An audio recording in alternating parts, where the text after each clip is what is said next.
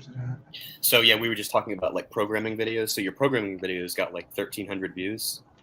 Yeah, programming videos, like how-to videos, do really good and have really good watch time. It's just that, how to say it, it doesn't correlate. Like some videos have really good watch time and then get no views. Like I made a short, I got like 2,000 views, I think.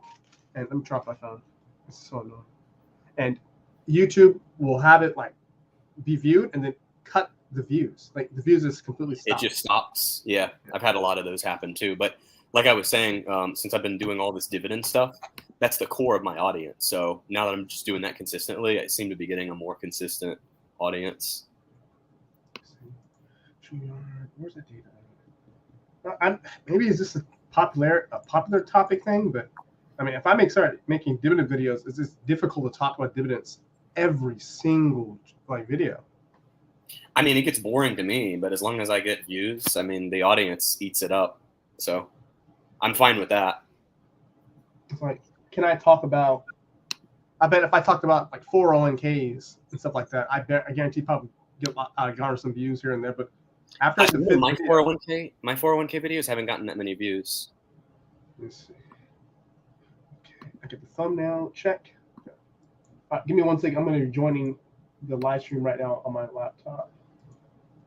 But watch this though. So this spreadsheet I've been using, all I'm doing, like for each, there's so many of these dividend ETFs, and a lot of people don't believe this strategy, but it's legit. Like say somebody saves up $1 million, they retire with $1 million, and then they can make this much money a year in dividends. So all I'm doing, I just talk about different ones. I plug in the dividends, plug in the total money they can make per month. And yeah, I mean, there's a good audience for that. It's very interesting, like theoretical numbers to see versus like, because I watch YouTubers who talk about the same thing. Like, hey, if I had $1 million, the question is like, how did you get the $1 million? And well, my theory, say somebody's like worked their whole life, say they pooled everything they have together, and they come up with $1 million, and I picked that to kind of make the math easier. I mean, it could be 100,000. Like in this example up here, you'd make like 17,000 a year on 100,000. I mean, this is something like if I was in this position, I would do it myself. I've even thought about like selling a house, and like just taking that money and pooling that together, and then just living off dividends. Is it possible? Like, I think in the short term it is, but I think anything over 30 to 40 years, it just evaporate. All your gains would just evaporate into just to inflation. Well, not necessarily, because the one I did yesterday, this golf fund, it's been consistent for the last like 15 years. Yeah, but it's like a good example, 15 years, right? Yeah. If the cost of an apple 15 years ago was, let's say, 20 cents, 25 cents, but today it's $1 something, that dividend cash flow will help. But just like to me, when I watch dividend investing over long periods of time, and because I don't see many people doing it, not like personally, but if I look at like data and look at charts, do people retire with big dividend funds? I don't think so. I think most people today, they retire and they wait for Social Security because they couldn't save. That's something you can do too. Like that's always something to fall back on if in the unlikely event that this doesn't work. But like take this fund, for example, the fund that I have up, for the last 15 years, it's hardly, other than the Great Recession, it's only fluctuated like $1. So your money would have been very stable. Like if you put $1 million back in 2007, at 1812, you'd have 55,187 shares. It's at 1701 today. So you would have lost 62,000, but look what you would have made in dividends. You would have more than made your money back because it's paying like 13% a year in dividends.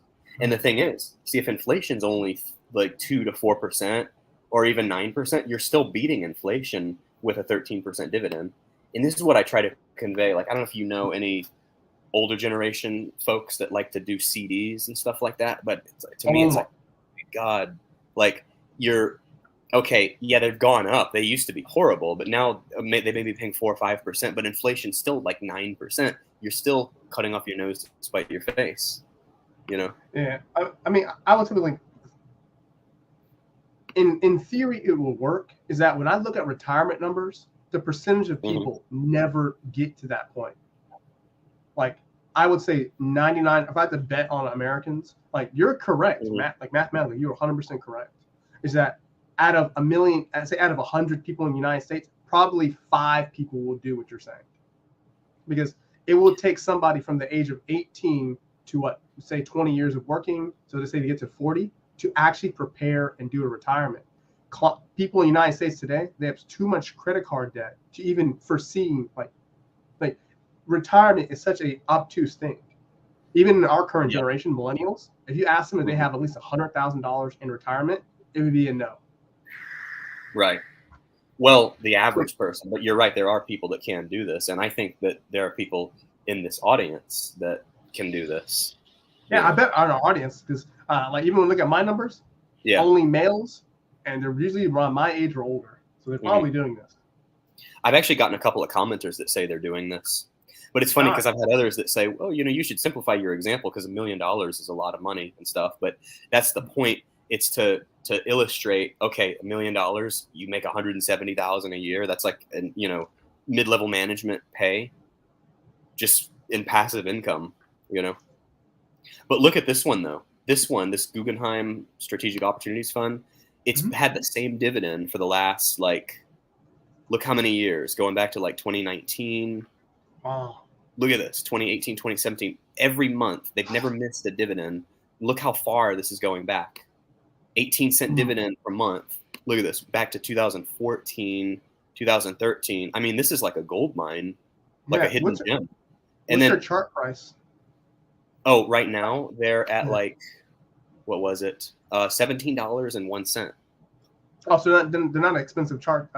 Expensive. Yeah. So the point is, so with 18 cents a month times 12, you're making $2.18. So even if the fund drops $2 a year, you're making your money back, which it isn't dropping $2 a year. I was just showing how it's relatively stayed flat.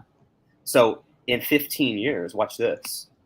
So it was paying less if you go back to 2013. So in 10 years, it's paid the same dividend out for the last 10 years. So there's $21.84. So on a $17 fund, that's more than 100% rate of return. So even if the fund had gone to zero, you still more than made your money back. See? That's pretty interesting. So $17, and then even if we incorporate taxes, it seemed like it will still be profitable. Oh, of course, because you would have made $1.28 million in dividends off the $1 million. So you would have more than made your money back. Even if you lost that $62,000 in the beginning, you would have more than made it back. And you would have been able to live on this. I would say if we had to think about the percentage of people who can effectively do this, we're talking about just middle class. So we're talking about near top 15% of people. And because I would say this, the majority that the average income in the United States is $55,000, right, for the average male. Yeah. If the average male, I don't think it's even possible for the average male to even perceive $1 million or 100,000 or 55,000 over the work span, because there's too much BS. But I think a middle class family can do this. That's exactly why I'm on YouTube. That's exactly what I want to change. Live stream. Yeah, I want to see more people doing this. Yeah, I would 100% agree. If more people got into doing this, especially with lower income families, they got to doing this. This can change the entire economy. People not relying on Social Security, because Social Security is going to bust in a few years. Oh yeah, it wouldn't surprise me. I'm not counting on it. Yeah, me either. I tell people, in my opinion, the best retirement overall that beats everything is just precious metals. It's the only asset class that goes against dishonest money, and that's the problem. Why I tell people this: our government causes too much issues for people to normally save. Because if we had honest money where the Fed doesn't change interest rates whenever they want, that benefits them, this strategy would work even better. You were talking about if we had just flat interest rates to say every year we only had 3%, and they didn't fix it down to 0 or just flat 3%, you would murder the markets with this. You would be a multi-millionaire just doing dividends. Yeah. Oh my gosh, that'd be like the arbitrage, the profit over the interest rate or the real gain, so to speak. Yeah. And then even with this strategy, you can people do the dividend snowball possibly into other dividends too, especially not just stay in one company, probably do a whole bunch with this cash flow. Yeah. That's a topic. It's funny you mentioned it because that's a topic that does really well, the dividend snowball effect. Yeah, it's basically compound interest. Every finance channel on YouTube should have a dividend snowball video. Yeah, I mean my second or third one, and it's doing okay on YouTube. This is probably what the issue I have. Maybe I watch my video and it does this drop and then kind of levels out. It's like the beginning. Yeah, the chart's like it shoots up and then it does this. It just like flatlines. Yeah, right? I don't know what it is. It just makes even on my my top rated videos, they all do the same thing. All right, can you hear me? I'm sorry, I'm on Rumble right now. I just got the live stream up. Oh, good. Let's see and compare the numbers. I'm gonna go to Rumble on my phone here. Yep, we're live. I'll send you the link in StreamYard. Yeah, when StreamYard is up, it doesn't show. Okay, it says we're connected. We're recording. Check. Okay, go to my videos. Go to content. Let's see here. Yep, and looks like we're almost already monetized. Awesome. Yeah, I figured out how to do that on the YouTube. Oh, you do a video without being monetized? Oh, I see that. I see the Rumble, the thumbnail. That's funny. Yeah. Audio's up. Check. Let me. I'm gonna get off audio for here. I'm gonna check on my audio for here. Give me 1 second. Okay. Okay, Rumble. Where are you, baby? Okay.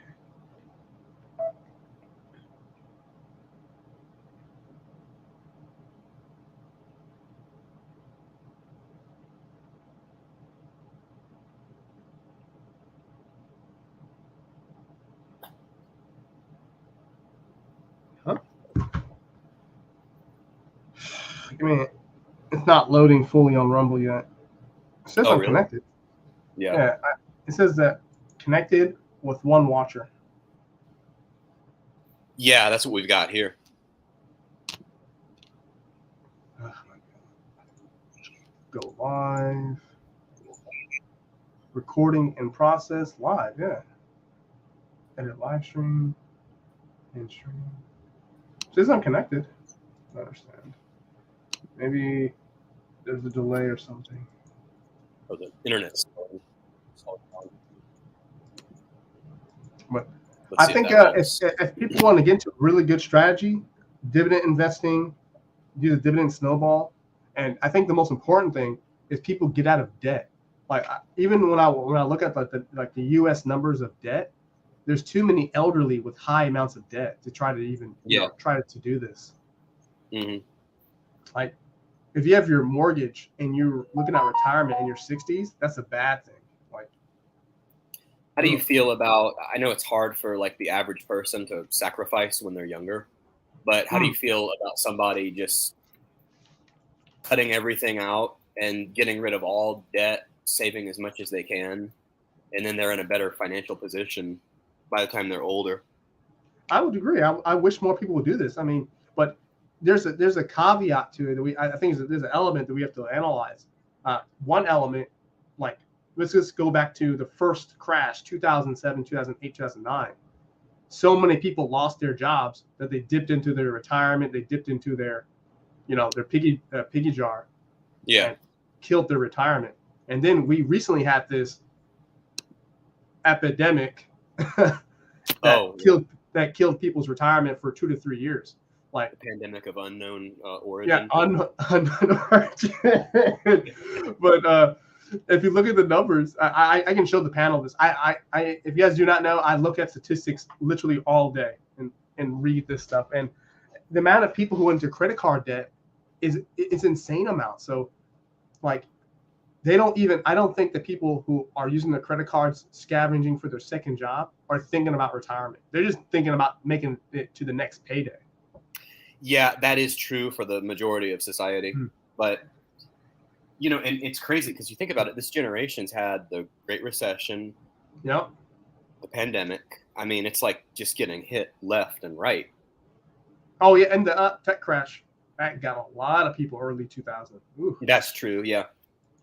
And like, I mean, if I didn't know about finances and I didn't study and I just was a normie, just went to work, I would wonder over my period, like, I've been working the job, I do a 401k, they match me 100%. Why am I not winning? Like, I am winning on paper, but like when I look at purchasing something, I'm kind of losing. Yeah, you're thinking I'm doing what I'm supposed to do. Correct. And I'm not getting ahead. And then and another thing that I just dislike when I watch the congressional hearings and they're talking about billing laws that they're trying to pass, the Biden administration wants to pass a new tax on retirement accounts. Yeah, I think I saw that, the ESG thing. Yeah. And yeah. I mean, I have not gone into detail, so this is all speculation for my part. If they increase a 5 or 10% tax, how many years of tax do they take away from the individual who built that into their retirement? Right. It took them 10 years, and out of that 10 years, they took out 5 or took out 4. Like that's. Yeah. I mean, okay. What? Oh, I'm doing a dividend snowball here. Give me 1 second. Why is it? Okay, we're live on Rumble with audio. My bad. All right. Okay. All right. It was just a delay on my part. Yeah.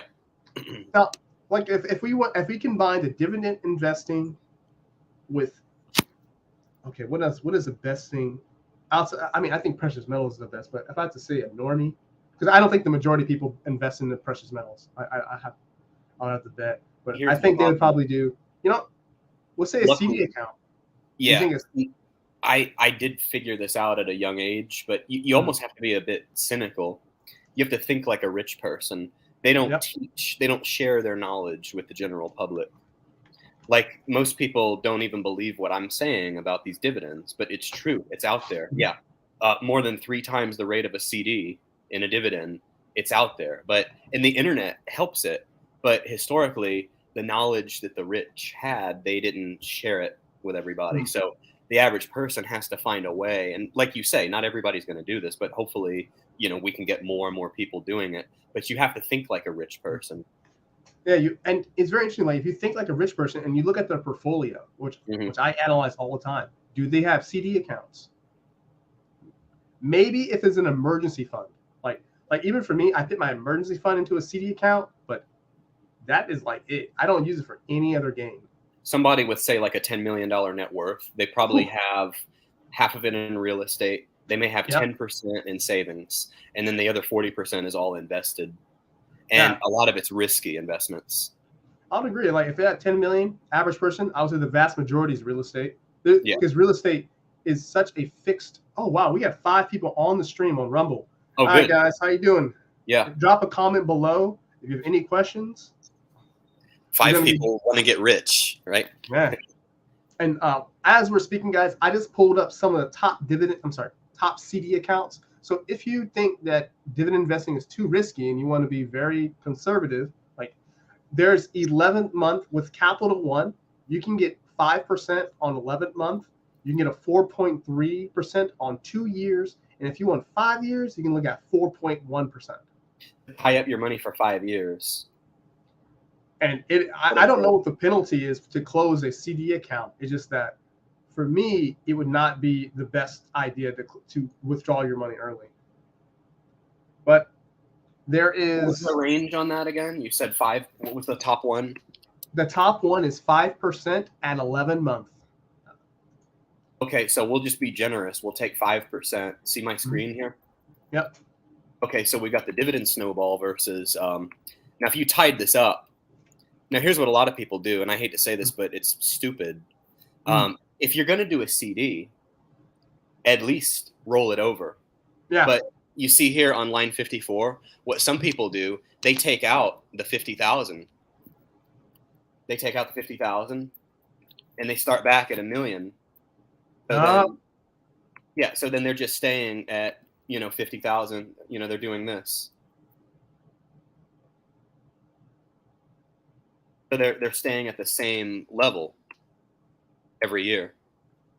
So you see what they just did. If you're going to do that, at least roll it over. Yeah, like if you're gonna spend it, like for me, I have percentages. Like if I have so for example, I got paid last week on I think I got paid for my dividends and / at the end of the month. And what I have done is, you guys can do this. I'm not telling you what to do with your money, but if you get paid, let's say $100 in dividends, take a portion of the dividend amount, let's say $50, roll it over, take $25, put it into a little bit more riskier assets. So for me, I bought cryptocurrency that stakes at 6%. So I'm getting 6% from HBAR, and and the rest of my money, I bought precious metals. Mm-hmm. And people, you guys can do that. I would not put my retirement fund. I put only my risk money into cryptocurrency. Yeah, your risk allocation. Yeah. So if you guys looking for something a little bit different, check that out. Oh, wow, we got even more people on Rumble. This is good. I have to make this point. At least there's some people in my audience that are CD lovers. Yeah. So I can't drive this point home enough. So if you're doing one of the dividend funds I was just talking about with the 12.85% payout, and you keep letting it compound and you reinvest the dividend, then in year 2 you've got you've made 128,500. So you're here. Year 3, year 4, 5, 6. By year 7, you've doubled your money.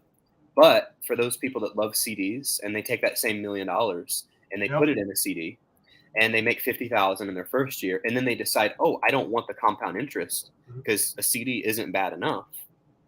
And then they just take out the 50,000 each year and just keep making the same 50,000. Look what they're losing by year 7. Look at that. They lost out on $1 million. Which is crazy, even if it compounds. So say they're not totally stupid and they do that. So if it compounds, okay, so then they're here, but still look how much they're losing by year 7. You see, they're still leaving a ton of money on the table. Why? Because you've got 12.5% or 12.85% versus 5%. Ooh.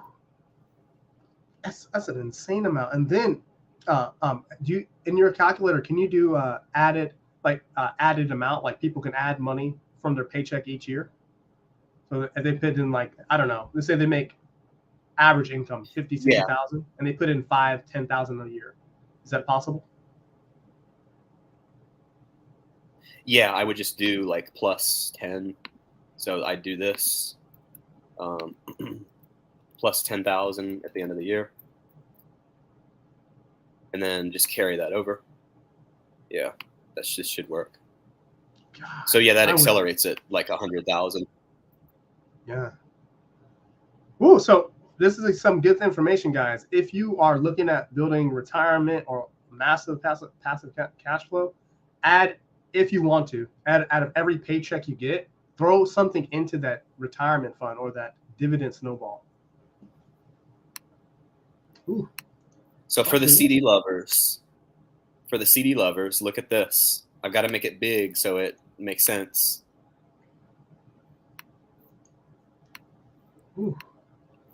Why is there such a difference over here, even with compound interest? Because you've got 12.85%, which is greater than 5%, and you're lucky even to get 5% on a CD. So yeah. See there? You're definitely lucky. Yeah. You're talking about, I'm on bankrate.com. The highest thing they got out at 5 years is 4.54%. Yeah, and they want the money tied up for a while, right? Yeah. Actually, there's a question I would have to, if that final institution has liquidity problems, they start losing their money because they malinvested. What happens to your money? Because it says FDIC insured up to $200,000. Yeah, FDIC insured. Yeah. You have $1 million fund. What happens to the 800,000? It's only up to 250,000. So what you should do is spread it, because I think each bank is 250,000. So yeah, you would have to do that. Ooh. Honestly, if anybody invests more than what's FDIC insured, it's just dumb. Yeah, it's and that's the thing I look at too, because there's the SIPC for investments, the Securities Investor Protection Corporation. It's kind of like FDIC, but it's for investments. So I look, and I think that goes up to 500,000. 500,000. I mean, it would be, even for me, I have multiple accounts when it comes to trading. Yeah, just because of that risk factor. Oh, yeah, you should. That's another thing that rich people do. They keep, they keep multiple accounts. Yeah, and that's just something like it's not, when you start doing it for years, it's not hard. All you do is open up another tab, check your account balance, and see. Let me actually put a comment in Rumble. Oh yeah. How many live viewers are we up to there? We had 4, 5. Now we're down to 3. We've got you guys 4 watching on YouTube. We have 4 on YouTube. Nice. Yeah. What else we got? Give me a second. I hope there's not a double echo happening. Oh! I know one thing we can talk about. Mutual funds. I think that's a big thing that many people like to do. Mutual funds versus. Oh God, mutual funds versus ETFs. Yeah. Let me look at the best rates. Mutual funds. So mutual funds, I think, are absolute garbage for the most part, unless you're getting like a Fidelity fund. Mm-hmm. Like the Fidelity Zero funds. I actually did a video on those. I'm in 3 of them in an HSA account. I'm in the FISROX, FNILX, and FTGAX, like the large cap one. Those are the 3 that I'm in, but they're zero cost. But a lot of your retail mutual funds, forget it. You have like a 5% upfront charge. Wow. You either take it on the front end if it's an A share, or on the back end if it's a B share. Oh, they rip you off. Plus, there's an expense ratio every year. Oh, look at that. We lost 2 live viewers once we started talking about mutual funds. We got more on. It's like YouTube goes down and Rumble goes up now. We'll get them back. Oh, now it's 4. Yeah, we'll get them back. But mutual funds. Yeah, I worked in the industry. I worked for financial advisors, so I know the whole inside of the game. Mutual funds, for the most part, especially retail ones, are absolute trash. I had to get out of a couple of them at a loss because the fees just eat into your gain. So say, like, on top of the 5%, the sales charge or the load charge, on top of that, there's like a 2 to 3% on a retail one that comes right off of the top. So say the fund does 12% a year, which most of them don't do, even though these are professional investors that make huge salaries. Say the fund does 12%, so the 3 to 4% comes right off of that. So you're only netting 8 or 9%, and that's a lot. And then you're probably paying a financial advisor on top of it another 1 to 2%. So I mean, you're getting ripped off. If you have a mutual fund portfolio, you'll be lucky if you stay in the same boat that you started in. After all the money they take over time, I hate to say it, but that's what Wall Street does. Wall Street's like the middleman. So with ETFs, you cut out the middleman and you keep more money in your pocket, like the rich do. Be like the rich. Right? I would say mutual funds are probably for people who want it done for them, like everything. But same with an ETF. Then I mean, just get an ETF. The risk associated with that. Oh my God! I'm on like Nerd Wallet talking about the 7 top performing mutual funds, and they have like a list of their incomes. Like they said 5-year return, 11-point Vanguard dividend growth, but then they talk about their fees, and I'm like, ooh. Like they have a fee for like 1% off the top. I was like, oh. Oh, they have fees for sneezing. I mean, they have fees for everything. It's ridiculous. I wonder if you took out your money earlier, what would happen? Oh, there's probably a fee for that. Well, that's what the load charge is for. You can either take it up front. So what they do, they're nice enough to say, oh, you can pay the 5% up front, but then if you want to sell the fund tomorrow, that 5%'s out the door. Or if you want it on the back end, then you pay it whenever you sell it. So that would be the fee. That's what the sales charge is. You can either take it on the front or the back end. And 9 times out of 10, or actually I would say 10 times out of 10, they don't explain that to you. You know how I had to learn when I got my first mutual fund from my own employers? I looked at it because $2,000 is the minimum for a mutual fund. I love telling the story because I had to learn this the hard way too. So the $2,000 I put in, I looked at my account the next day and I was down to like 1850. And I'm looking at how the fund did, and I'm like, the fund went up yesterday. Where'd $150 go?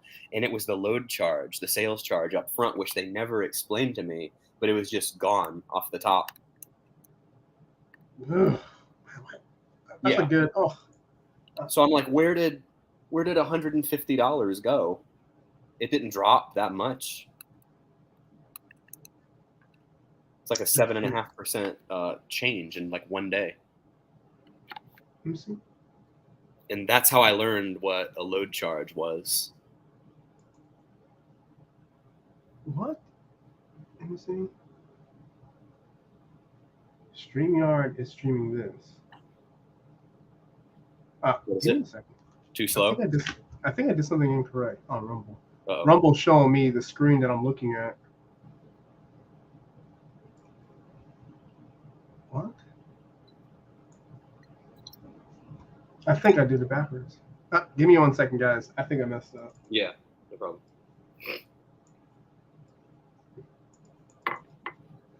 Give me a second. I'm on like three different devices, guys. Oh my god, I was streaming the wrong screen on StreamYard. Oh, are you on another stream? No, I put the screen like it was. My bad, guys. I have 5 monitors in the laptop, so that's 6 screens, and I get confused about which screen is which. Oh. Here you go. Oh.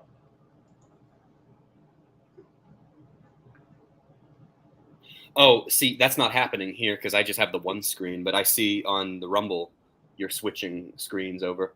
Yep. All right. I think Rumble's a little bit behind from what I can see. I'll say a good 20 seconds behind. Maybe. All right. Where are we at? So mutual funds.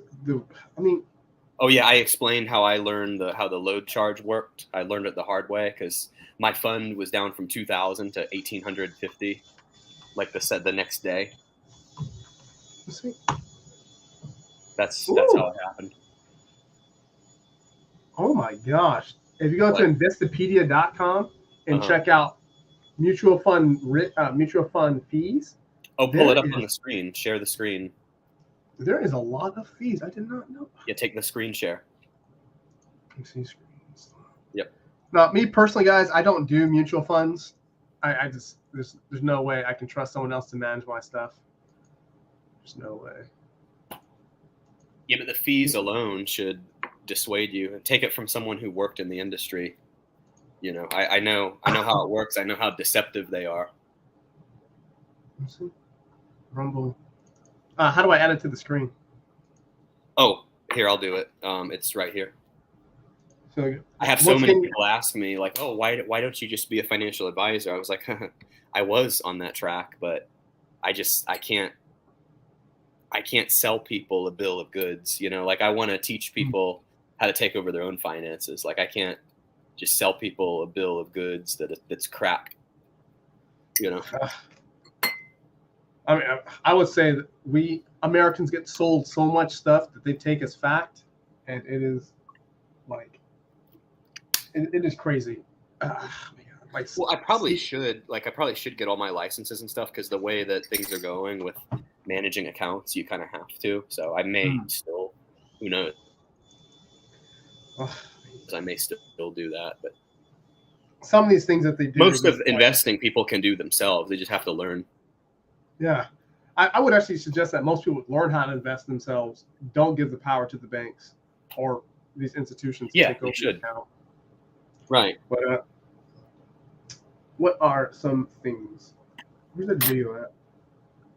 Oh, okay, they don't have video here. But what is a good expense ratio for mutual funds, guys? This is an article off of Investopedia. Now, Investopedia, if you guys do not know, it's like the Academy for investors. It has literally everything in there. Yeah, it's like the encyclopedia for investors.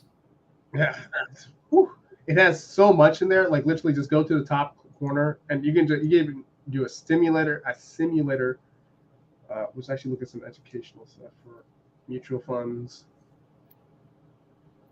Oh, nope, not gonna do that right now. What did it say though? What did it say for? It only says like it barely covered the details. I'll have to scan it. Because some ETFs are like 0.35 to 0.6. Like one of the ones I cover in the dividend videos, it's like 0.6, which is considered high, but for the dividend you're getting, it's still pretty good, I would say. Yeah, I mean, certain fees are not too bad. Like when I look at certain ETFs or like big funds, like precious metal funds, how much their fee is per year, it has to be less than like 1%. Yeah, you'll start reflecting it into the the ETF price. Oh yeah, for sure. So a reasonable expense ratio for an actively managed portfolio is about 0.5 to 0.75, while an expense ratio greater than 1.5% is typically considered high these days. Passive or index funds, typically the ratio is 0.2, but can also be as low as 0.02. That is nice. 0.02% will be very nice. Yeah, that's some of them. That's like as low as you get. I wonder if they have. Like I was saying, Fidelity does have zero cost mutual funds, like those three that I'm in, the FZROX, and those other two. Those are zero cost mutual funds. So those I would do. That's like the only exception. Oh, here we go, mutual funds. Let's see what they say. Learn about the different types of mutual funds, what they cost and how they work, how they're taxed, and more. Why? I have no idea why they should be taxed, but sure. They're supposed to be tax efficient. That's like the one benefit. What are the mutual funds? But I really wouldn't touch them. I would stick to ETFs. Yeah, I mean ETFs, CD accounts, such a like a destructive word like to say. Like we're talking about all the things like not to do in investing. CDs. Yeah, I tell CD accounts are good if you have like I have what's it called, emergency money that I literally just add a little bit to a CD account and that's it. Yeah, but I wouldn't put more than like, I don't know, 20,000 in a CD. And then I mean, emergency accounts too. Like I just feel like you just want them as liquid as possible. And if you're doing like 6-month CDs and you're only using a little bit of it. See, I get like the old folks that grew up in the Great Depression and all of that, and like they totally distrusted the stock market. I get that, but like the baby boomer generation, you know, their kids, I don't understand because they grew up in a much better time.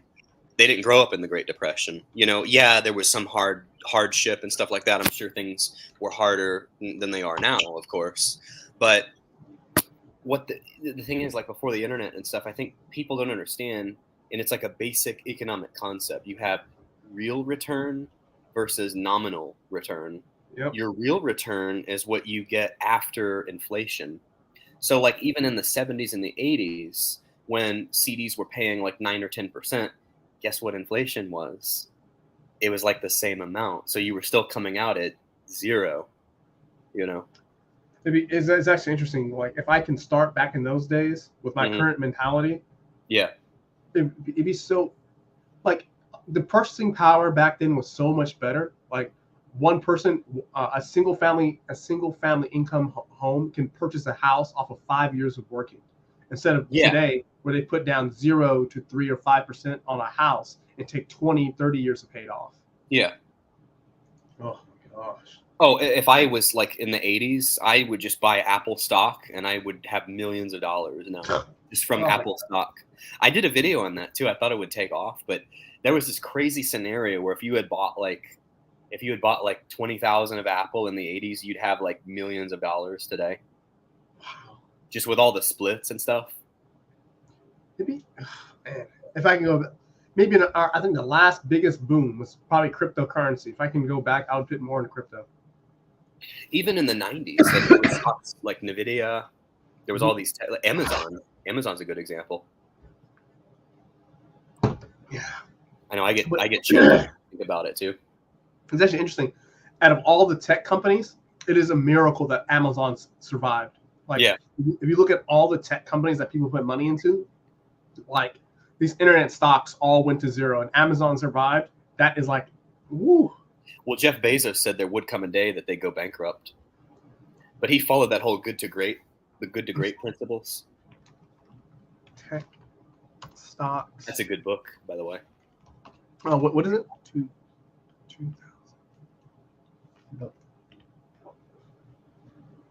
.com bubble. Ooh.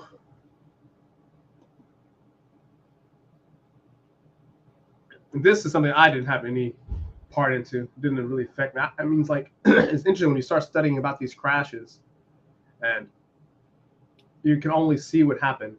It's interesting living through a crash like 2007, which I was only in high school. But the next crash, I'm gonna be ready for. Oh my God. Yeah, you have to. No other option. Yeah, I mean, .com bubble explained the true story of 1995 to 2000. Oh my gosh. Well, in those years, that was a great time to invest, but you wanted to start getting out by 99. Yeah. Yeah. Before the greed start kicking in. Yeah. Oh my gosh. It's just interesting. Like when you're in an asset bubble, people do not know when to get out. Mm-hmm. Well, I think it's just going to keep going. We saw some of that in like 2021.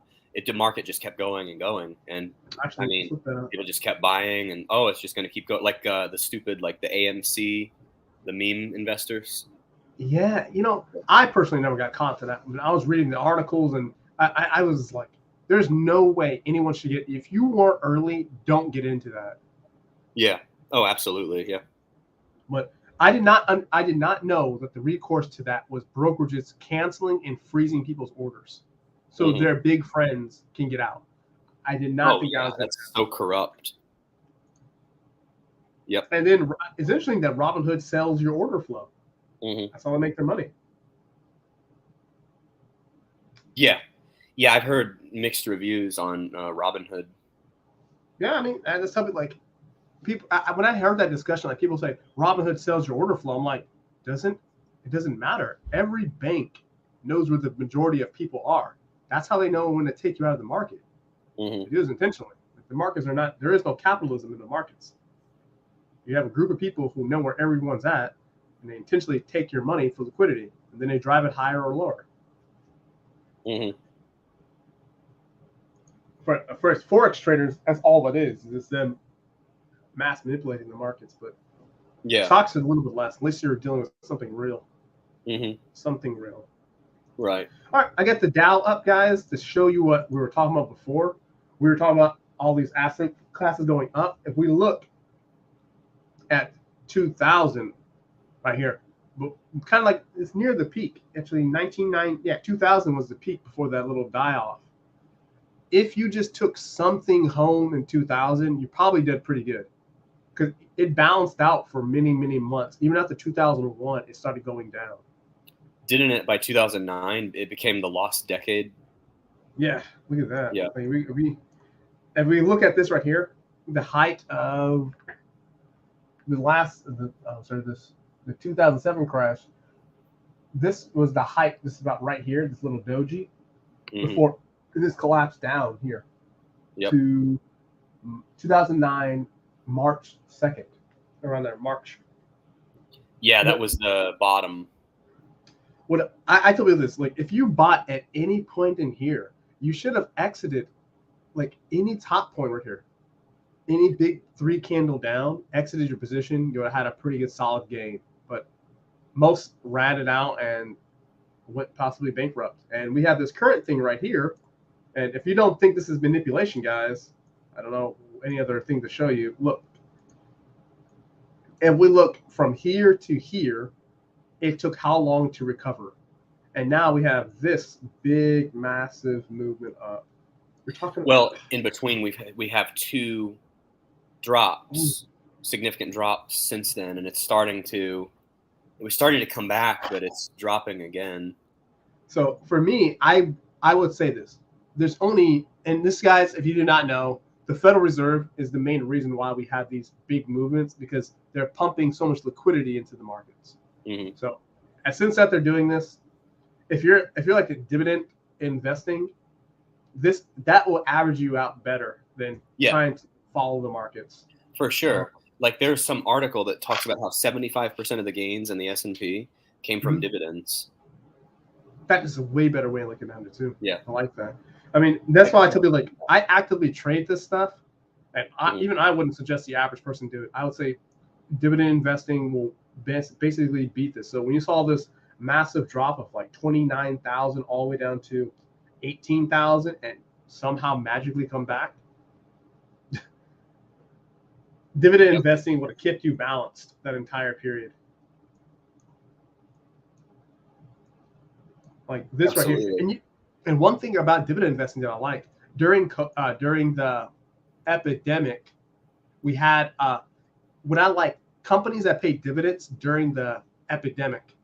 Those are solid companies that you can basically be with, because they stayed profitable, paid dividends during a period where jobs were lost, supply chains were destroyed, and if they're paying dividends during that period, if the market crashed, they'd probably survive and do pretty good.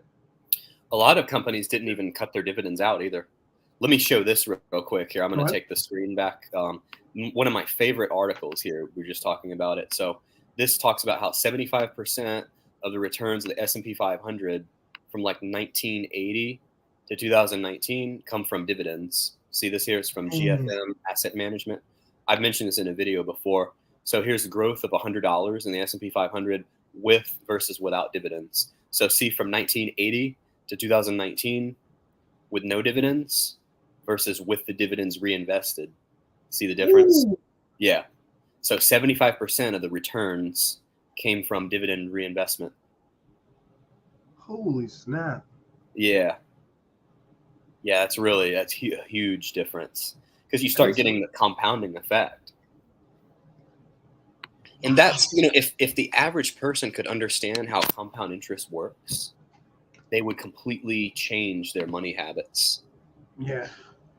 I like that question that they ask people on the street. There's this YouTube channel that will go on Santa Monica, like they'll go across the beach. They'll ask them, what would you rather have?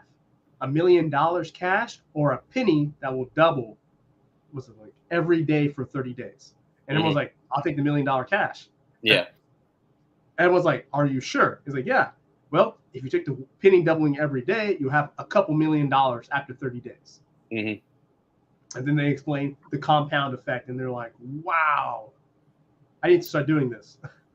I like the saying, you hear a lot of people say, you can't take money with you. And I think everybody that I've heard say that, and I don't know, I may alienate some folks with this, but everybody that I've heard make that comment doesn't have money to take with them to begin with. So it's like, it's funny when I hear that comment. I mean, I just feel like usually when you're making a large sum of money, you're not doing it just for yourself. You're doing it for your line, your family, your friends. Right. Yeah. Like I wouldn't want the same struggles that I had as a child for my own kids. It'd be ridiculous. Yeah, exactly. And that's why, and I was just having that conversation. That's why some people, they wait to start families and have kids and stuff, because they want to make sure they can provide for them. But that's going to be okay, because did you see when Trump comes back, he's going to give a what did he call it, a baby boom credit? That's one of his plans. I mean, I just feel like I'm happy I started in my 20s, because you don't want to be too old starting a family, because you'll get exhausted. Your energy level will be, you don't want to be in your mid 40s or 50s starting a family. Well, I mean, it depends. If you can be like retired, and then it's like a hobby. Yeah. Yeah. I was just that waiting too late. Whew. Yeah. And then, and then you probably get set in your ways, and kids make you change. I've always found kids with older parents usually were like more well behaved, like they were raised better. Yeah, that's always what I've found. Usually, not that kids with younger parents aren't. They were usually when I've seen maybe just personal. People with older families usually use daycare services. People with younger families, if they can't afford daycare, they watch them themselves. Right. I don't know. Daycare is daycare in America, in the States, is very interesting versus daycare everywhere else. That's one of the biggest reasons why, I support the work from home, because if at least one parent can work from home, then they don't need the daycare so much. Yeah, especially. Yeah. And it's actually one thing why I do like remote work. This whole remote boom has actually, in some aspects, really, really well, because people can take care of their life, still work at home, and it's a lot more it's a lot easier to juggle life when you don't have to worry about commuting 45 minutes one way, right, and then an hour and a half because of traffic. Well, they're trying hard. They want that office culture back. They really do. I mean, is it? If I had a big company and I knew that I can get the same performance or better if I had people work remotely, then I would possibly go for that, because having people travel to the office just to sit down at a computer and then travel back home is like, here, I'll give you the laptop. You can stay home, log in. You still have the same workflow. Yeah. Exactly. I mean, maybe I'll have you come in once a month just to check on you. Yeah, there's things I miss about the office. Like my favorite thing when they had potlucks, food and stuff like that, like team events. Like I'd come in for stuff like that every day. But when they're not doing that, no, I'm not going to come into an office and pay an expensive price for lunch when I can just be home. Ugh. And then what else would be nice would be you remove the politics in work. And for me, I used to be in the military, and there's politics everywhere. Like, God, it's so tiring. It's like that's one thing I can stand about going into an office is that there's so many different personalities in the office, and there's always people watching everybody. And it's like there's always that person that's like, oh, this person, they're away from their desk. Oh, they're doing this. Oh, they took too long of a lunch, and I could never deal with that again. They took a smoke break every hour. Yeah, me, I don't care. Like, if you get your work done, I don't care what you do. I mean, we're adults. It's not elementary school. It felt like elementary school, high school part 2. I can't stand that. Yeah, being treated like children. I can never do that again. Hopefully, even with this dividend video, since we are talking about supplemental or full-time income, if majority of people can getting into more dividends, because for me, I love dividends so much that even when I have a bad month trading and I can't take profits, dividends always come in. Right. So that's the thing. It's like a check that's always there. And see, for me, I'm probably too diversified where I don't have enough dividends coming in yet. But ideally, I want to narrow the funds that I'm in down to these funds that I talk about to get those dividends. To get 5,000 or 10,000 a month coming in would be awesome without having to work. And then not having to work, it frees you up so much. You can do all these other things. You can build your businesses. You can write books. You can sell courses. All these things you want to do. Suddenly, you have the time to do it, and you're not worried about money, and you're not tied to a job. And for me, when I got in that process, the biggest issue was consistent payment. So this is something that just to stay on the dividend conversation. If you're looking at dividends, if you're trying to balance your lifestyle, like paying for the restaurant, paying for the electric bill, look at monthly dividend stocks, quarterly dividend stocks, and annual. If you get only annual, remember it's only once per year, so it's going to be a whole budget for the year. But it's best to have like a combination of everything. I like the monthly ones. Yep. Monthly and quarterly are my favorites. I'm in only 2 annual. Let me see which annual. Some of them, I think stocks pay either biannually or once a year. And annual's not bad. It's just annual comes in right before Christmas, so you get that extra Christmas check. Yeah. So that's the best one to get. Yeah, Christmas is a punishing month. Ugh. Yeah. Everybody wants presents. Where's my present? Where's my? Right. Oh, I gotta buy my own present. Okay, that's fine. Let me see. Oh, actually, One thing about dividend stocks we have not talked about, special dividends. If you guys are looking for special dividends, always check them out. There is a special dividend that I got into many years ago that paid double the amount just to attract investors. Yeah, some funds pay like a special distribution. I've seen that before. Here we go. Special dividends 2023. Let's see what they got. And usually they're for people who get in, who are already in the stock for quite some time. It's kind of like an extra Christmas present. Let's see. All right, I got a list of extra dividends, special dividends. Let's see what they got. Main Street Capital has an extra dividend payout of 22 cents. Dividend date is April 5th. Oh, my bad. Yep. Yeah, here we go. So I just Googled it, guys. I haven't verified it. I'm just, just see when is the next one we have. But this company, Main Street Capital. Get rid of my email. No thanks. Okay. Main Street Capital dividend of 22. Well, that's pretty good. 22 cents. I don't know how much the stock price is, but the yield at 6.7. So if you get in before April 5th, you'll get your payout the 14th. And this is a special dividend amount. What stock? Main Street Capital? Yeah, let's look it up. Let's see. Yeah, I'll check that one out. My stock price is not too bad, $42. Oh. Let's see. I never used this website before. One of the best dividend icons. You've heard of Carl Icahn. So his company, Icahn Enterprises. That one pays like a 15% dividend. It's phenomenal. 15%?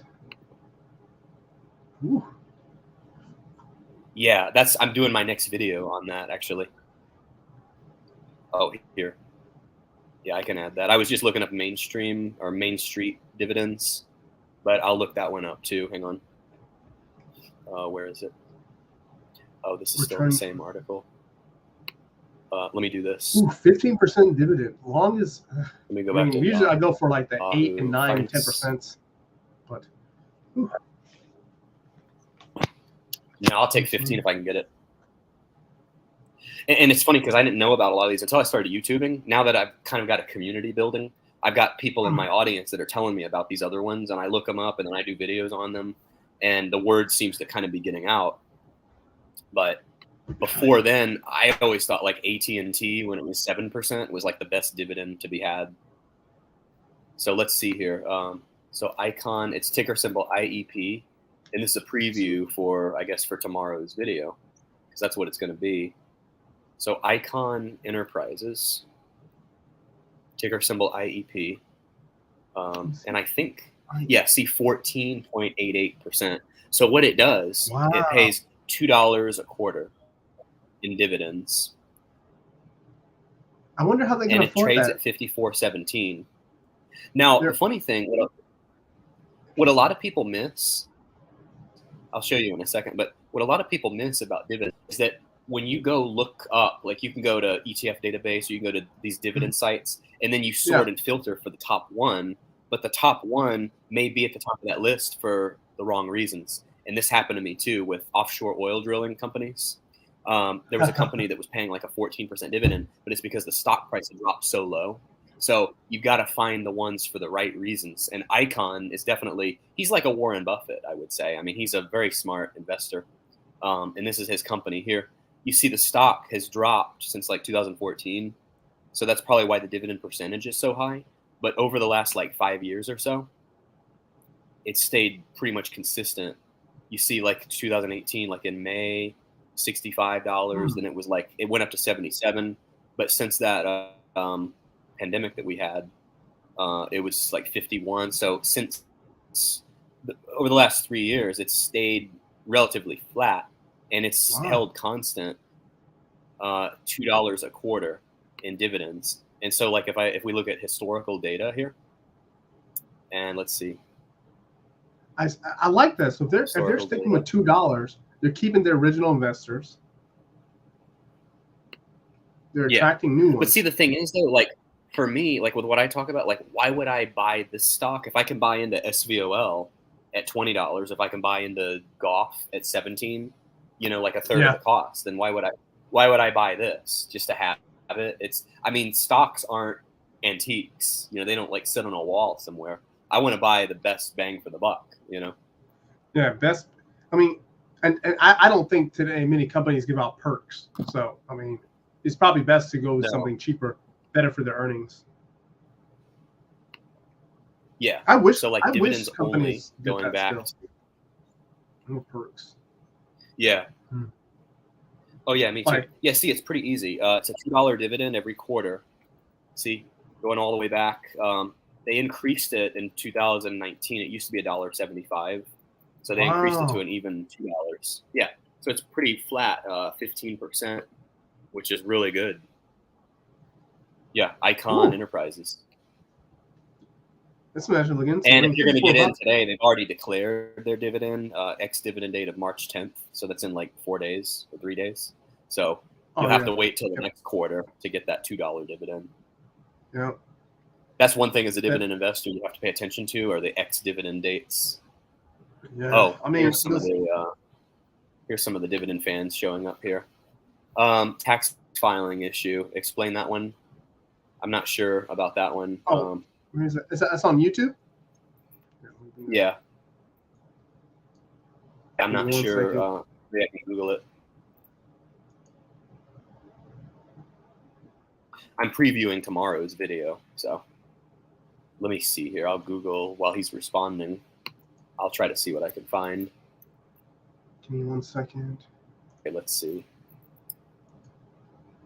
I think I heard about this before. Oh, okay, I see. The problem with IEP is a tax filing issue. Oh, it's because it's like a partnership or something. It's a limited partnership. So it's like 26%. It's you pay a higher tax rate or something. Ooh.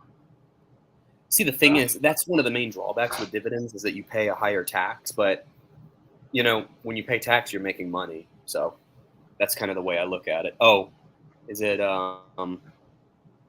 is that their like a K Corp or something? I mean, yeah, taxes are a downside of dividends for sure.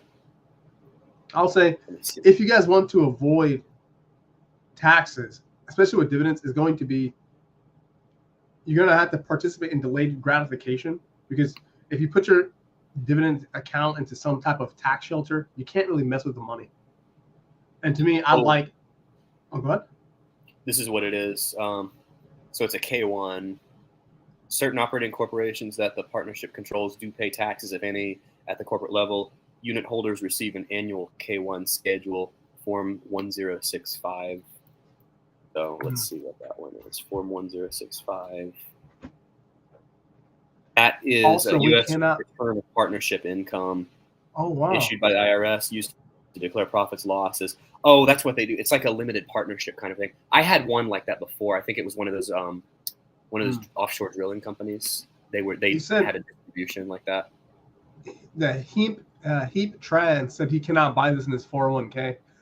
Really? What can you buy in your 401k? You know why? Because your 401k is controlled by an employer. So what you have to do if you ever leave that company, you roll that over to like your own broker, and then you can buy whatever you want. That's the downside to 401ks with an employer. You're constricted to whatever funds that employer offers. So and I found this too. Most of them have a good like balance of. Usually they're mutual funds, but because it's through an employer, they're cheaper. So, and we were talking about mutual funds earlier, but being that they're cheaper through the employer, you're not going to pay those higher expense ratios. But typically they have a good balance of like large cap, small cap, S&P 500, even a company stock if your company's publicly traded. But you're right, you can't most common stocks you can't buy in a 401k. That's a downside of it. But you can make up for it with a lot of those good market-based index funds in the 401k until you're able to roll it over to an external broker. Yeah,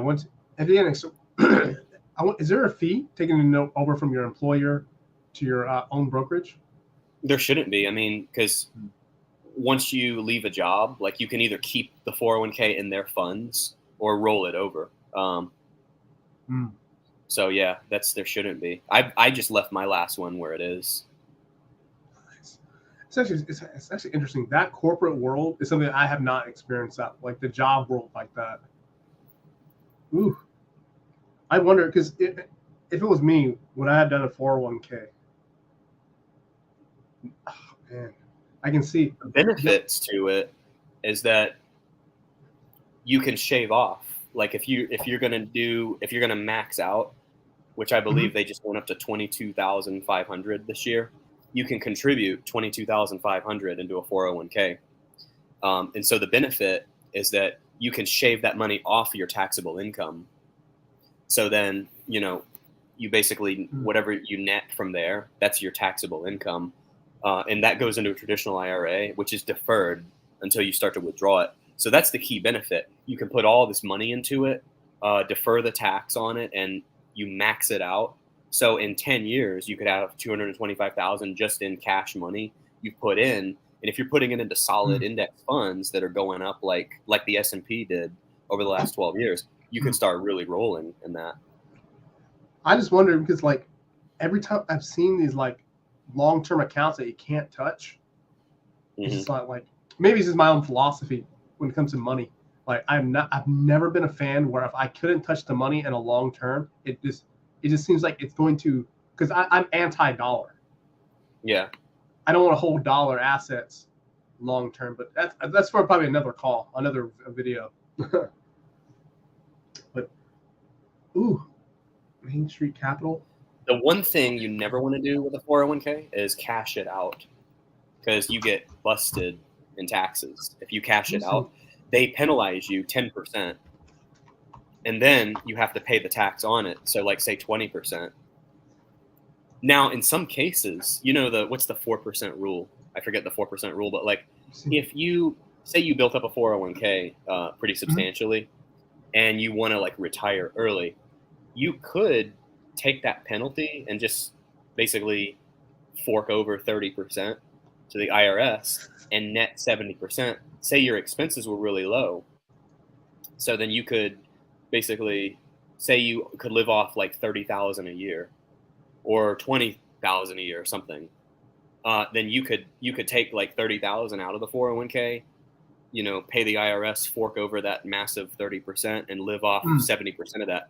That is one way, like for an emergency, like if you had to go out without work for a couple of years, that's one thing. If you kind of build that nest egg, that is one strategy.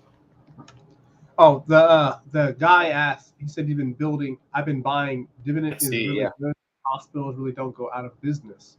Yeah, I'm going to look that up. Yeah, hospitals, I haven't seen too many go out of business, or if any. Medical profits, like 11.52%.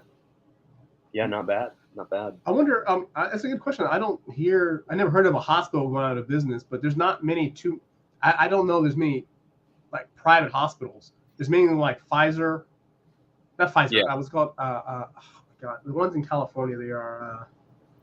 I just said the name like 10 seconds ago. But hospitals, I never heard of them going out of business. That's actually something to research. Yeah, I mean, it seems like the medical field's pretty stable. Maybe because of the government intervention. Like they probably get a lot of government subsidies. Well, and I mean, most of the time they don't actually cure diseases. It seems like. Oh, did I just say that? Yeah, they're more focused on like treatment and stuff.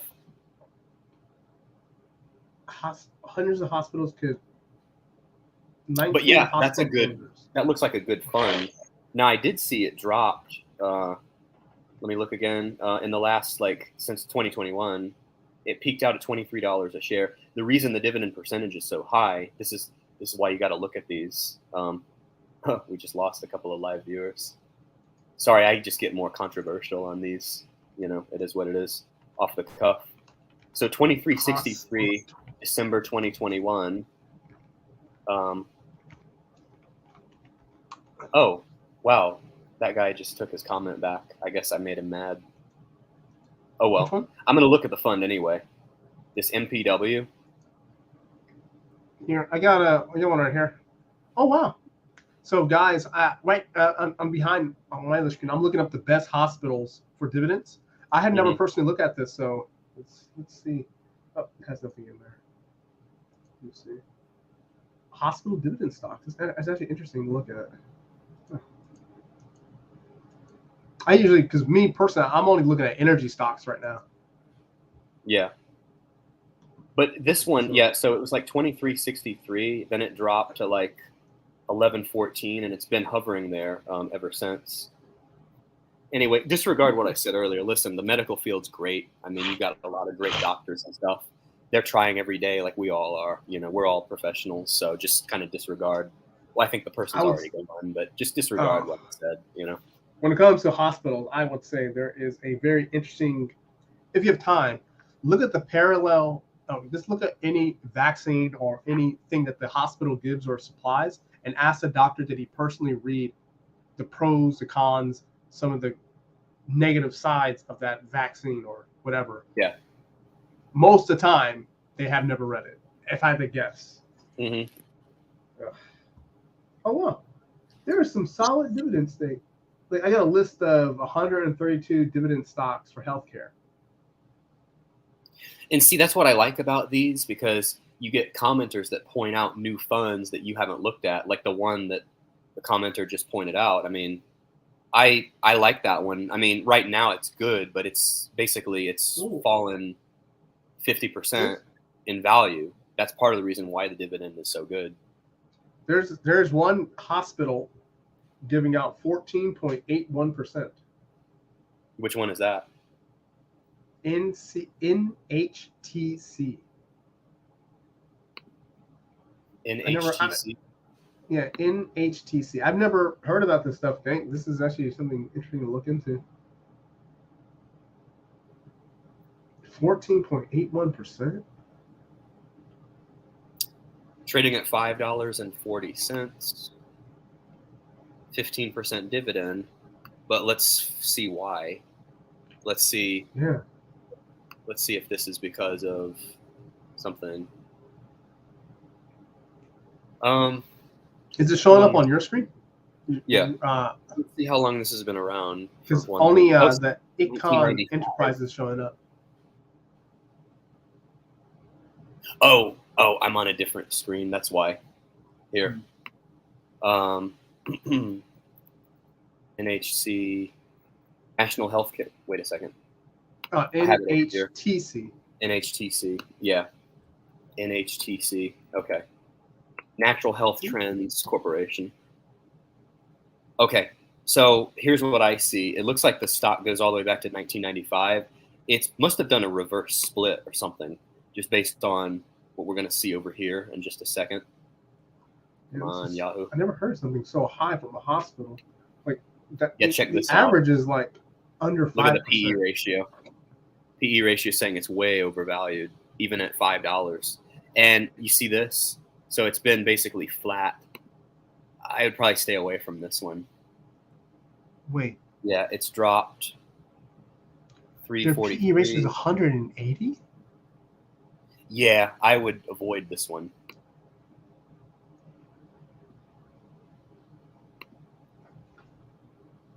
I would have to read the financials. Something's wrong. If you have a high PE ratio, earnings per share is positive, not negative yet, and you're getting out almost a 15% dividend, I would have to read the financials. What are they doing? How are they paying themselves? Yeah, I would stay away from this company. Just what I see there, too high. There's better ones to be had, like what the guy mentioned here. Most of these I talk about, the JEPI, JEPQ. Oh wow! Oh, I see. Yeah, the wheel, is that like a wheel strategy, like with options or what? Or is wheel actually publicly traded? Probably is. Let's see. WH.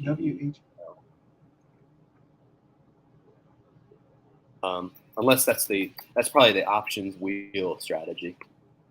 You know, that's something I'd like to explain on here. The wheel strategy, I actually don't understand it too well myself, but I think it has to do with covered calls. Yeah, covered calls. So what you do, you keep rolling them. So, like if you're selling covered calls on Apple. Okay.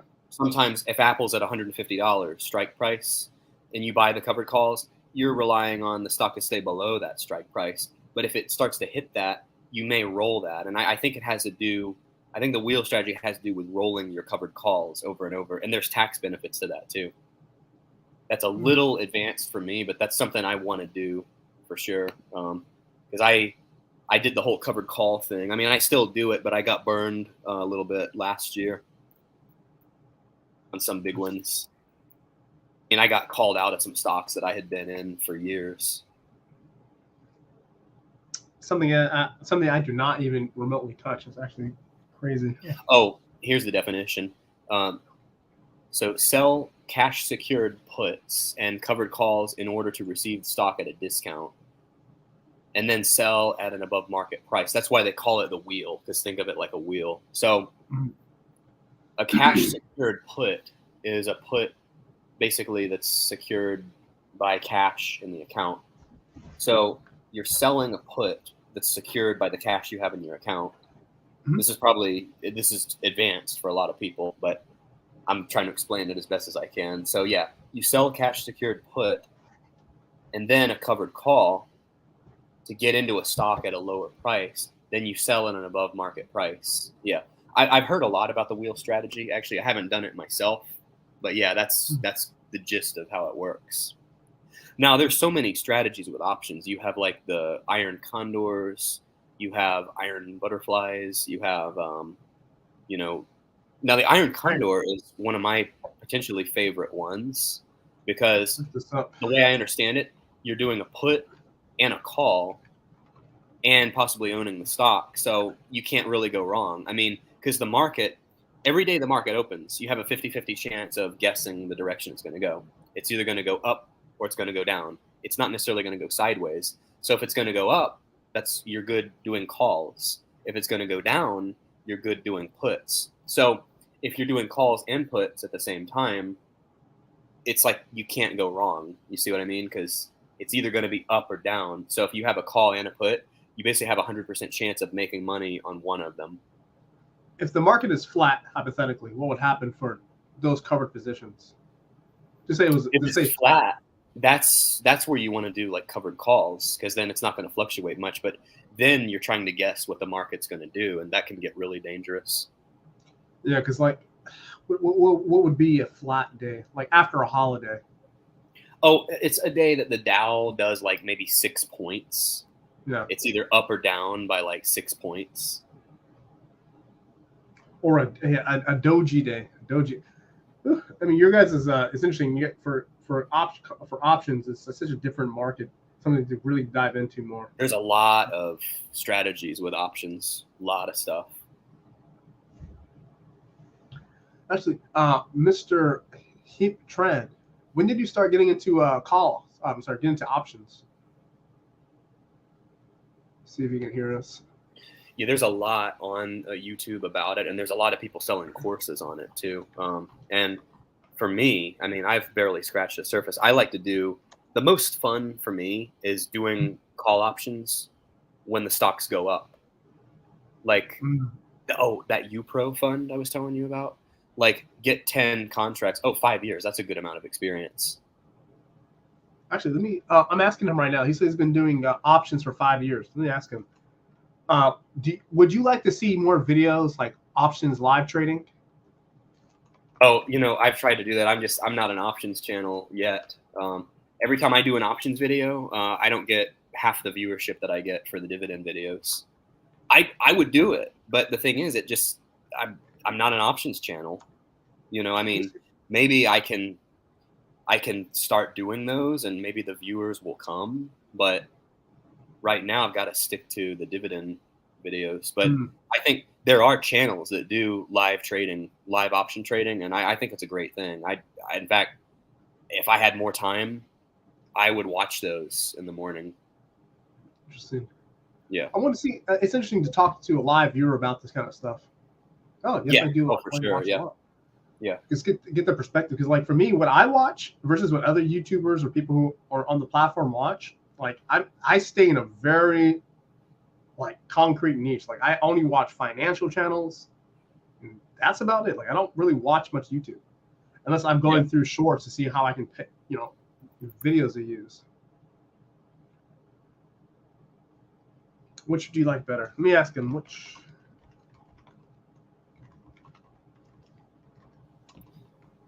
Yeah, I know on my channel I've done polls. Most of the audience wants dividends, so that's what I stick to. I'll say, my channel, I cover so many things but basically it's all finance and politics. But yeah, I just basically go across how I trade. I follow politics, and it's like these energy stocks. The only reason why I bought energy stock because there's so much manipulation happening based on politics. Yeah. Let me see. Oh wow, we got some good viewers, and Rumble's doing good too. We were up to 7 until I made that comment when we were talking about hospitals. Oh well, they're great. Don't get me wrong, they're great. Yeah. One of the most noble professions there is. Community. I would say the best profession is a politician. Yeah. Oh, absolutely. Yeah. Politician, financial advisor, lawyer. Yeah. Salesman. It's actually interesting. If I had to go into a career, like an actual job, I would have been a lawyer. That's funny because a good friend of mine said, because I was asking, we went to school together, and I was like, "Are you done with school?" And he was like, "The only thing I'd go back for is law school." And I was like, "Really?" I just couldn't see you being a lawyer because it just what I was getting at, not having the talent for it, but it's just you're too honest for it, was what I was getting at, Because I study law, like it is the reason why I have gone so much overseas. It's because how the laws are built in the United States. Mm-hmm. And I did a live stream a very long time ago on the U.S. Constitution. Mm-hmm. How did the viewership go on that? Horrible. Really? Yeah, no one wants to hear about that stuff. Constitution, I mean, come on. It's right here. I got the Constitution right next to me. I've read it. I have one up here too, actually. Let me see. I happen to be downstairs today, so I have more of my stuff. Many times. I don't know. Maybe it's just my personality. I'm very analytical when it comes to data. Very data-driven. Nice. Yeah, and it's both of them, the Declaration and the Constitution. Oh yeah, same thing. Yeah, and it's interesting. I tell you, if you read this document, you would find everything wrong with the United States. Everything. Yeah. But I don't know. I think it's an interesting thing. Mr. Heat Tran, what do you think about channels talking about politics with investing, or do you prefer just investing? Let me see what I've noticed, not to get too political, but to be good with money, you kind of have to be on a certain page. You can't how can I say this? If you're an economical person, some of the stuff that gets proposed, you're just not going to be for, Yeah, that's why I told me trading and investing, I'm forced to watch politics all the time just because. Oh, he said just investing. Okay. Yeah, maybe it's a personal thing, but I told him if you look at the policies they pass, look at the stocks that are proposed in those, and then they're pretty much a good trade. Yeah. Oh, like the CHIPS Act, and then look at NVIDIA, NVIDIA stock. Yeah, absolutely. Oh, I see. It might rub people the wrong way. Yeah.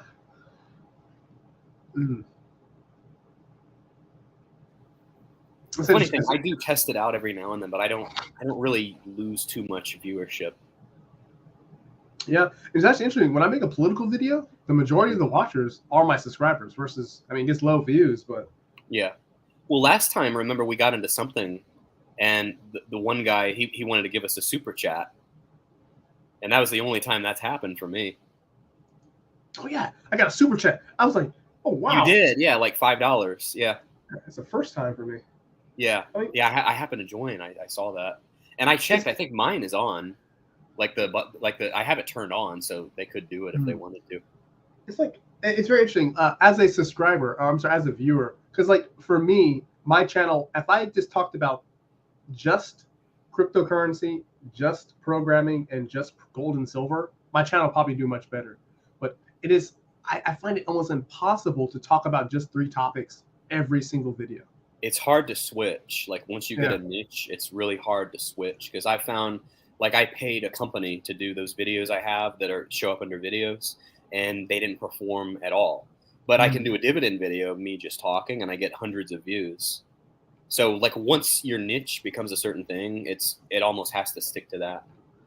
Yeah, I don't know. For me, I like to stay flexible. Like I talk about crypto. Actually, there's another good question for him. Mr. Hemp Trend, do you like cryptocurrency videos? It's actually interesting. I like this discussion. We actually can talk with live viewers. Like, there's a way I've seen other channels do this where they can actually, your best viewers, like they can join the live stream and actually talk to you. Wow, that would be a really good feedback. I've seen, like, that's actually one of the things your buddy Echoes that you tried to talk to, and then he ghosted you. He actually did that one time. I haven't seen him do it since, because I think one time we joked about, we should just go on there and crash the live stream. That would be fun. That would be a lot of fun to do something like that. That group of them, that group that he's with. Oh, actually, I got a question. Since you own some cryptocurrencies, like when you're watching YouTube, do you specifically look for people who like do crypto reviews, or do you like cryptocurrency trading? Like, what area of crypto do you like? Because even for this, like, I wish I can get feedback on my channel a lot more. Because if dividends are working for you, like you're probably gonna be making a whole bunch of more videos just on dividends, but then if you make a video about option trading, you might get dinged on it, huh? Yeah. See, like what will happen, like this podcast will probably throw off, like for me, it will probably throw off my algorithm a little bit, because these don't get as many views, but they get watch hours. But then tomorrow, when I talk about another dividend fund, the views will go back up. Oh, wow. So this guy said mainly just people explaining crypto projects. Oh, okay. I've done a couple of crypto videos. They're like the narrated voiceovers, but like one of them was like top cryptos for 2022. And there's another one, why crypto crashes. That's one of the ones I had that company do for me, but I'm not using them anymore. It's interesting. I've made, I'd say, over 100 videos on crypto. Literally, wow, 100 plus video on crypto. Yeah. And if I look at my dividends stocks, like the best videos is probably gold and silver videos. It is impossible to talk about gold and silver every day. Like every live stream. It would be so, like, I think the channel would grow, but it would just be boring. I would hate getting all live. Just to talk about the same things every day. Yeah, it's like it's a metal piece of rock. It's a metal thing. Here you go. Buy this because of these idiots. That's right. That's it. Video concluded. I'm not a day trader, so I don't care to watch crypto trading videos. Okay. Oh, that's good. Yeah, so buy and hold then. Actually, let me ask him this: how do you like THB's dividend videos? How do you like them? Or are you subscribed to both of our channels? Yeah. Oh, I'm on another screen here. Last time I got into a live stream, I had a conversation with an individual about programming, and he said it's very rare that people, show that they can program and live stream it. But it's just interesting because, like, he was saying that, I watch your channel just for the programming videos, but the other videos I don't watch. I'm like, oh, really? Yeah, and he's actually a client of mine. He only watches the programming videos. So it's interesting because I'll make 4 to 7 programming videos per month, just explaining basics in programming, and then it's like if you have a very broad channel like mine, I talk about many topics. I get only certain people will watch those videos. They won't watch all of them.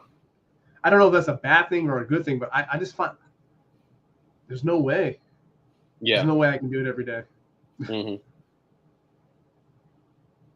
Oh, I was looking at your channel. You have like over 700 videos on the channel. Yep.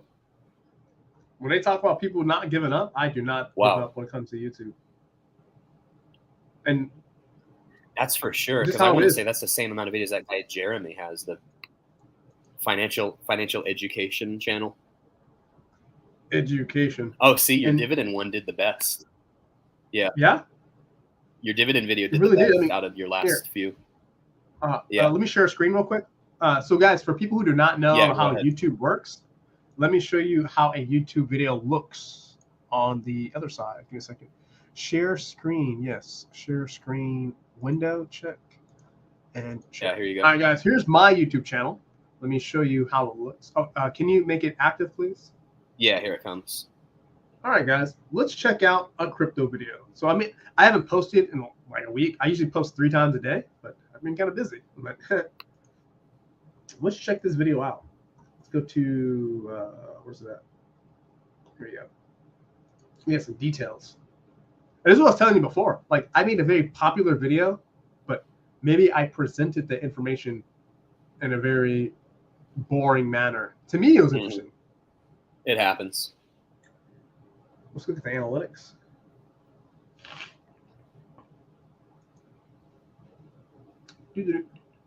Mr. Heap Trend. What? Let me see. I like how he much. The series I'm doing. Oh, yeah, nice. That's been a big hit. I'm going to keep it going as long as I can until I run out of funds to talk about. That's a lot. You got a lot to go through. I keep finding new ones. So this is how a video looks. Like, if you guys look in the behind the scenes, like I got 243 views, 2.1 watch hours, 3 subscribers. I made 5 cents. Woo! But this is the issue. Look at this right here. Massive drop off. How's the? See, this is the problem. The view duration. Yeah. Once you get the view duration, YouTube will push it out more. Yeah, I'm getting a meeting with a YouTuber off of Fiverr to analyze my video to see how I can present better. Oh yeah. Maybe I'm presenting in a very because I show people on a dividend calculator. Yeah. Same exact information that we're talking about on an Excel spreadsheet. I did the exact same thing. I think that you know what it is because you've only done like 1 dividend video, right? Oh, actually, here, watch. Let's type in the word dividend. D-V-I-D. I have made a ton of dividend videos. Because for me, like, out of all the different topics I've done, that's the one thing that stuck. Last year, in fact, about a year ago, I did this dividend snowball video.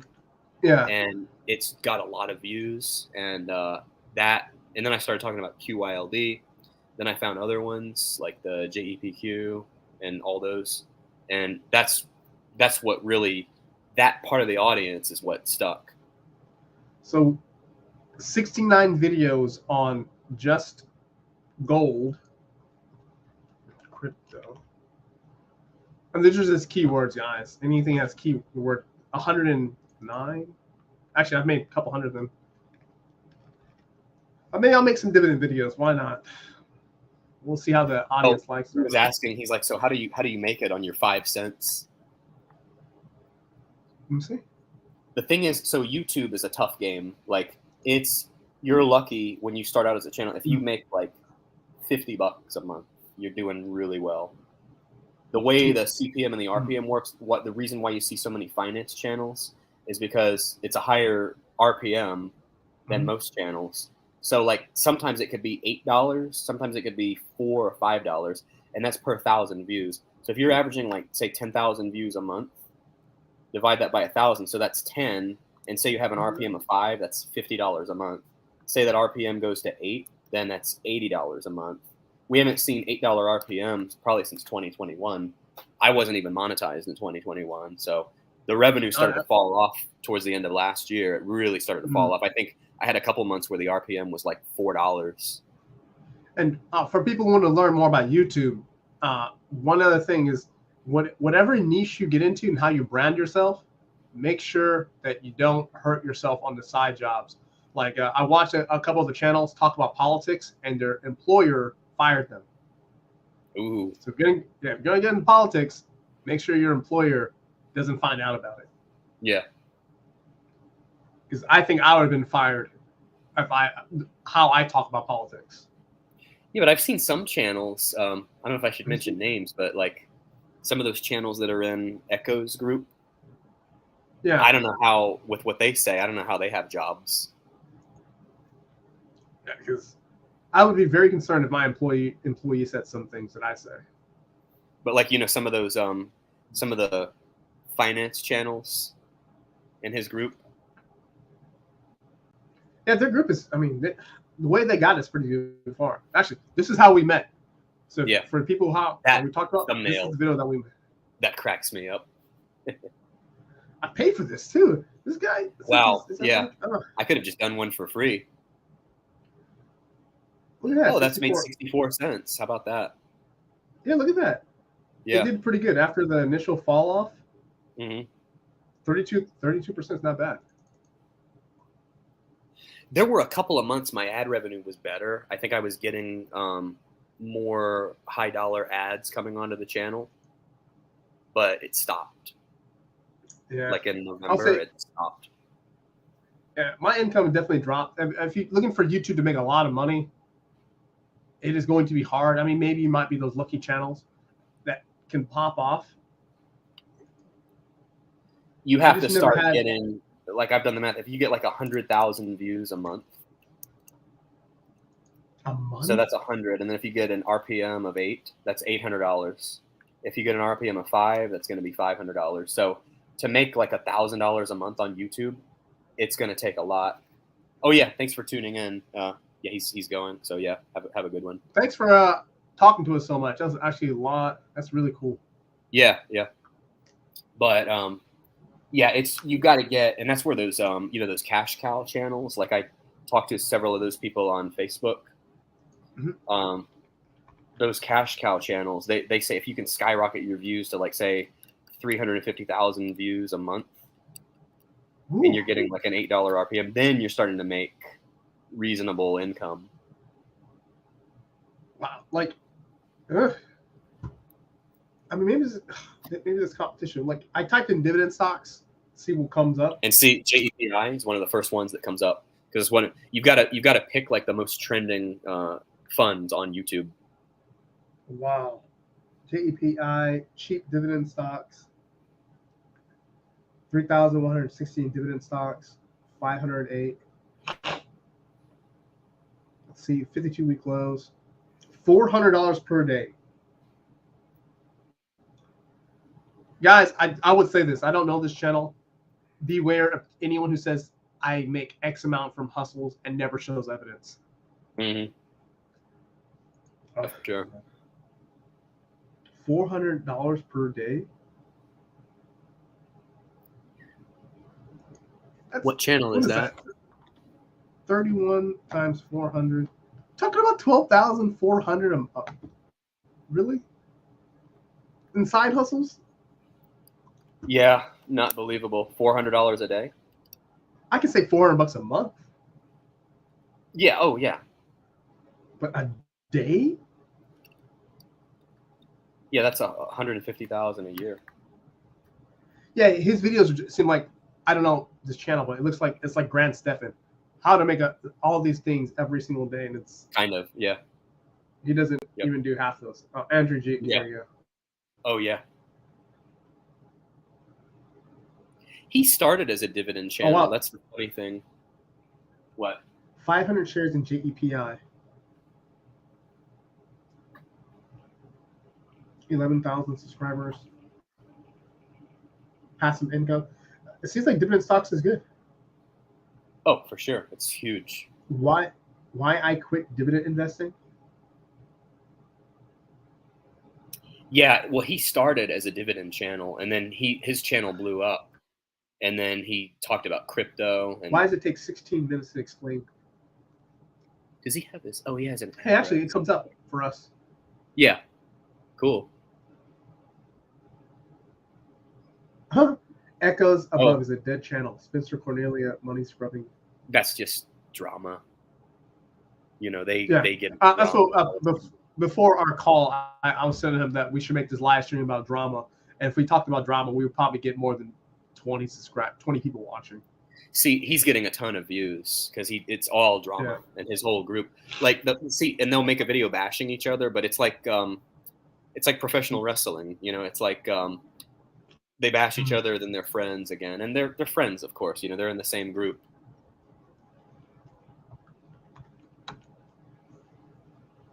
JPI, this company who made this. Wow. Apparently it's getting popular. Dividendology. I think that's one of my peers, but that's a channel that shows up that I get like 10 channels that I share audience with, and that's one of them. I need to look that up. Who do I share audience with? Yeah, it should tell you. In fact, if you want to, we can end the live stream, and then I can show you offline. You want to do that? Yeah. Okay. Yeah, man. This has been a very good call. And for Mr. Tien, the guy who was talking to us, thank you so much for the feedback. That was awesome. Yeah, for sure. Really awesome. Mm-hmm. Okay, so with that, because it's after midnight on the East Coast here. So with that, I'll end the live stream, but I'll stay on for a second. I'll show you how to